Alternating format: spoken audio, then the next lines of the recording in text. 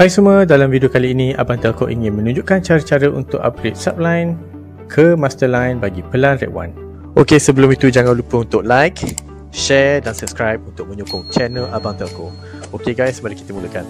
Langkah pertama, akses borang Red One Customer Service.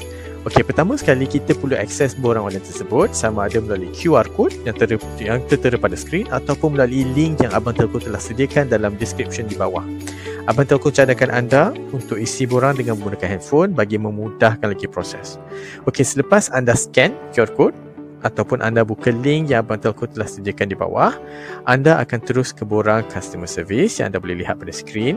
Anda boleh menggunakan handphone ataupun komputer untuk mengisi borang ini dengan selengkapnya.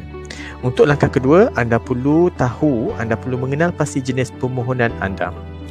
Okey, kita scroll sedikit ke bawah. Okey, dalam bahagian ini anda perlu nyatakan permohonan anda. Anda boleh memilih daripada 9 jenis permohonan.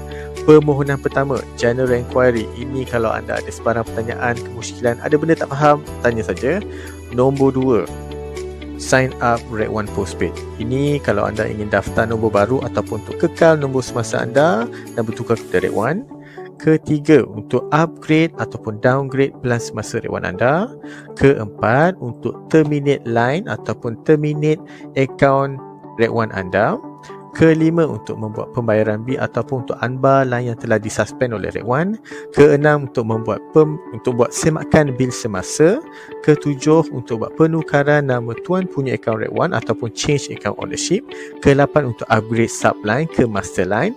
Dan kesembilan, terakhir sekali, untuk mendaftarkan diri anda sebagai ejen jualan Red One. Oh ya, okey, selepas kita dah go through 9 jenis permohonan tadi, jangan lupa untuk isi nama penuh, full name, nama penuh seperti di dalam MyCard IC, nombor MyCard anda juga untuk rujukan kami, dan jangan lupa untuk tekan save form link for future usage. Okey, ini penting supaya anda dapat rujuk semula borang ini di masa depan. Okey, untuk sesi kali ini kita akan belajar cara untuk upgrade subline ke masterline bagi pelan Red One. Jadi kita klik butang nombor 8, upgrade subline to masterline, dan kita scroll ke bahagian 8.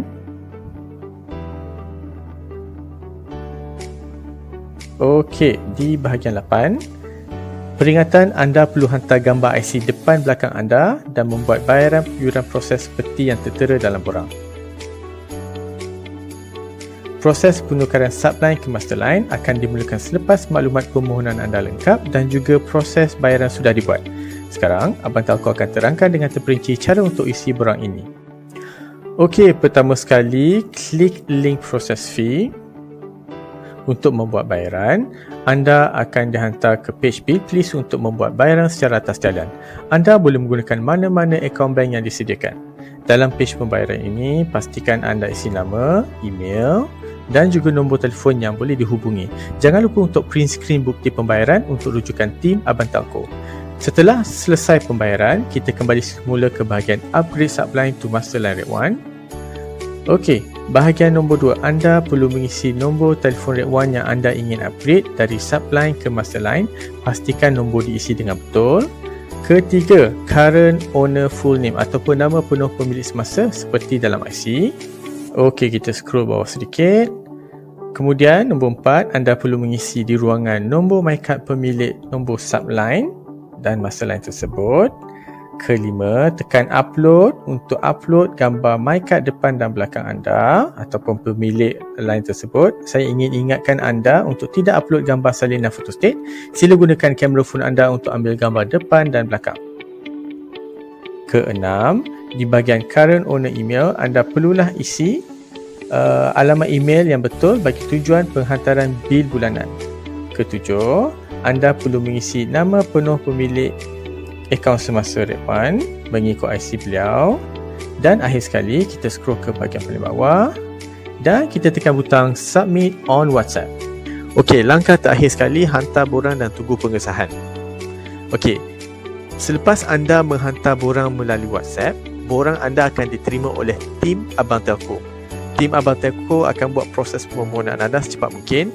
Anda juga akan dimaklumkan melalui WhatsApp apabila permohonan anda telah diluluskan.